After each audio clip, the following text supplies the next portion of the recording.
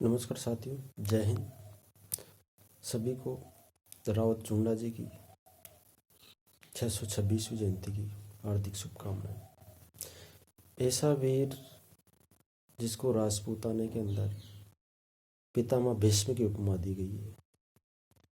हम ऐसे महान योद्धाओं को धीरे धीरे भुलाते जा रहे हैं, तो उनके बारे में आपको संक्षिप्त में कुछ बताना चाहता हूँ। उनका क्या योगदान रहा है। उनका जन्म माघ शुक्ल अष्टमी को विक्रम संवत 1339 और 1395 ईस्वी को चित्तौड़गढ़ दुर्ग में हुआ था।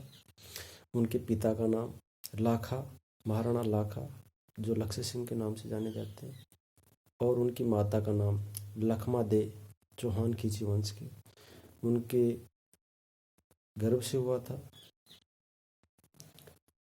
ऐसे महान योद्धाओं के बारे में कुछ जो बातें हमें नहीं पता है, मैं आपको बताना चाह रहा हूँ।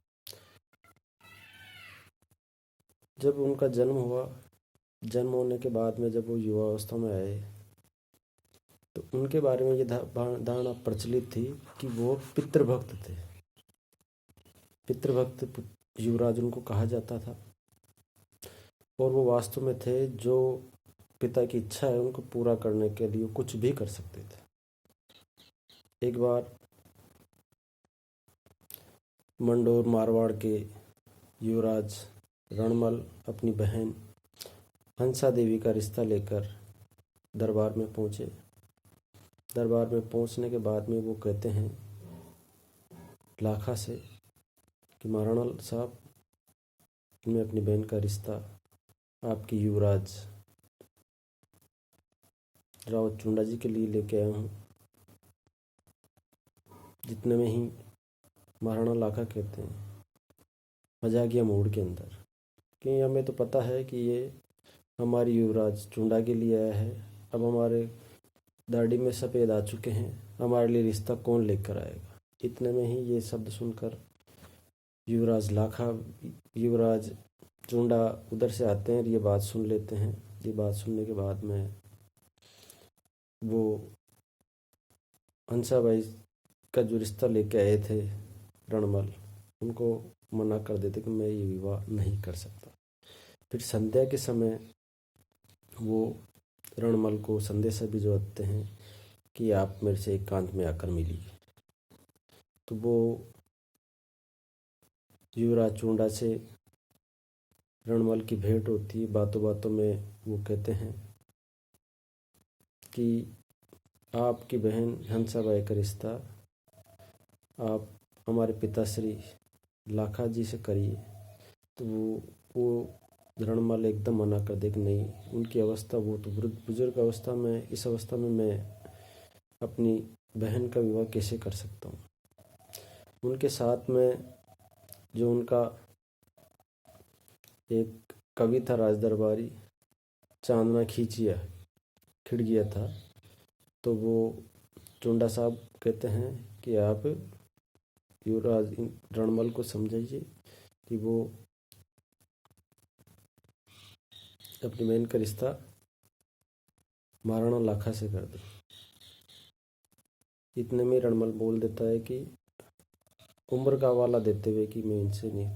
इतने में चुंडा जी कहते हैं, कई तथ्य बताते हैं कि इस उम्र में विवाह होता है, ये है वो, उनको प्रमाण दे देते हैं। इतने में ही जो चांदन खिड़गिया था वो तपाक से अपने कवि होते हैं, उसी प्रकार वो फटाक से जाते कि युवराज ये बात नहीं है कि हमारे युवराज तो इसलिए मना कर रहे हैं कि उम्र का कोई वो नहीं है कि मान लो कि हमारी राजकुमारी हंसाबाई का विवाह अगर लाखा जी से होता है, लाखा जी से होने के बाद में अगर उनके पुत्र होता है, तो वो पुत्र मेवाड़ का महाराणा नहीं बनकर छोटा भाई बनेगा, छोटी मोटी रियासतों का ही वो शासन संभालेगा।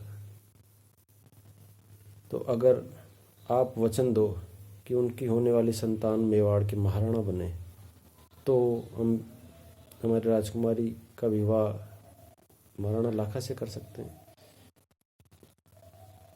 जब ये बात सुनते हैं तो एकदम चूंडा अपने ओजस्वी वाणी में वचन देते हैं, भीष्म प्रतिज्ञा करते हैं। मैं आज आपको वचन देता हूँ, भीष्म प्रतिज्ञा करता हूँ कि मैं हमेशा मेवाड़ का रक्षक रहूँगा, वहाँ का महाराणा नहीं बनूँगा। आप अपनी बहन का विवाह कर, इतने में ही ये बात होने के बाद में उनका विवाह हो जाता है। विवाह होने के लगभग 13 महीने बाद में मोकल का जन्म होता है। मोकल का जन्म होने के बाद में परिस्थितियाँ धीरे धीरे धीरे 5-7 साल के होते हैं और लाखा का निधन हो जाता है। महाराणा लाखा का निधन होने के बाद में युवराज मोकल अल्पायु में ही थे, तो महारानी हंसाबाई उनके साथ ही सती होना चाहती है। चूंडा आकर उनको मना करते हैं कि रहे राजमाता, आप इस राज्य की महारानी हो, अगर आप ही इनके साथ सती हो जाओगी तो छोटे से मोकल का क्या होगा, हमारा राज्य तो आप पर निर्भर है पूरा। तो वो उनके मना करने पर कि मेवाड़ का महाराणा मैं नहीं, वो कहता है कि तो कौन है। तो महारानी के जवाब में कहते मैं मेवाड़ का हमेशा रक्षक रहूँगा, मेवाड़ की जो महाराणा है ये मोकल बनेंगे। तो मोकल का राज्याभिषेक कर दिया जाता है। मोकल का राज्याभिषेक होने के बाद में धीरे धीरे राव चूंडा जी की शौर्यता वीरता से प्रसार अधिक होने लग जाता है। तो इसकी जलन रणमल को होने लग जाती है। रणमल ने जो प्लान किया था कि इससे विवाह करने के बाद में मेवाड़ और मारवाड़ पे मैं अधिकार कर लूँगा, तो वो सफल नहीं हो पा रहा था राव चूंडा के कारण। तो वो अपनी बहन के कान भरने प्रारंभ कर देता है कि ये धीरे धीरे योजना बना रहा है कि युवराज को गद्दी से हटाकर मेवाड़ का राज्य मैं ले लूँगा।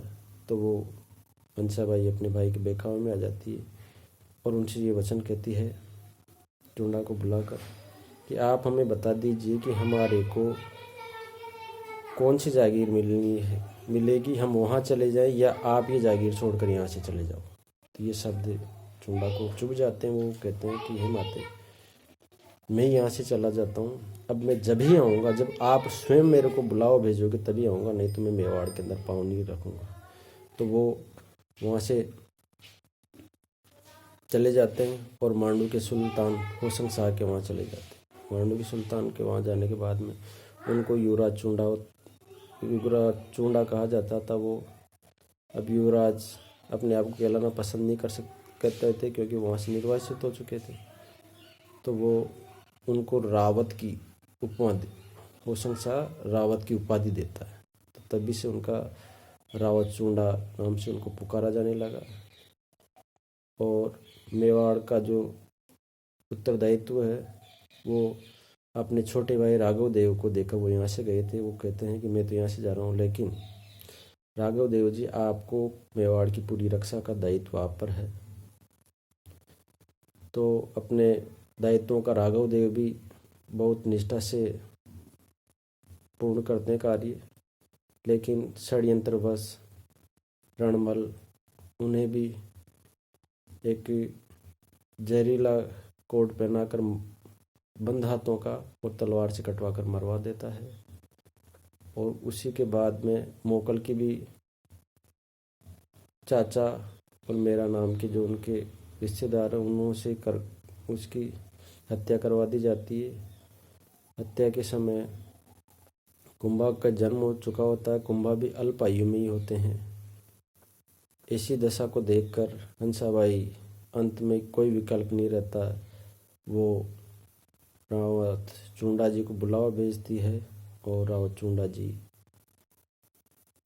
मेवाड़ में पुनः प्रवेश करते हैं और अपने कर्तव्य का पूरी निष्ठा के साथ पालन करते हैं।